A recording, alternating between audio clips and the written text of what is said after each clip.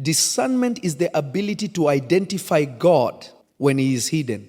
Discernment is the difference between 99% truth and 1% lie.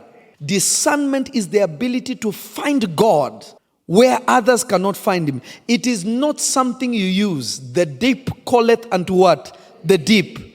If you have discernment, you are drawn to God. When you have discernment, you see God. You don't use it. It is not a tool. It is a spiritual consciousness. It is a spiritual awakening that the Holy Spirit brings into your spirit.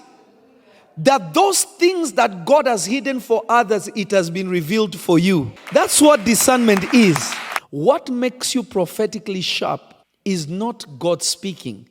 Because God will speak anyway, but do men perceive? No. What makes you perceive is discernment. When God has spoken, am I refined that I can capture his voice and know that is God? God just said this. That's what discernment is. That's what makes you hear God. Many of you can't even tell if it's my mind or if it is my thoughts. Only a carnal man can miss the voice of Jesus. A spiritual man can never.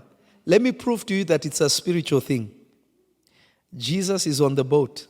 He gets to a certain part of town. A man possessed with devils.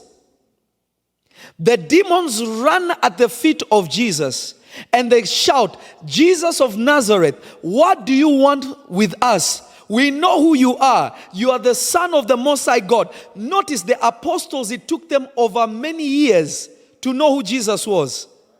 It took 1 second for demons to know that he was the Lord.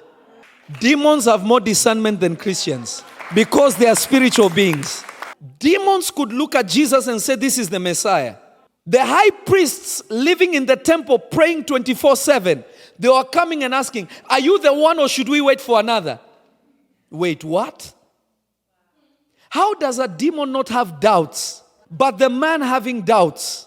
Why? Because the man is trying to find God with the flesh, but God can only be found in spirit and in truth. So discernment is not something you use. Because demons did not use discernment, it was obvious to them who Jesus was. How can a demon look at Lovy, Elias and says, why did you come here? You are the prophet of God, you are chosen by God.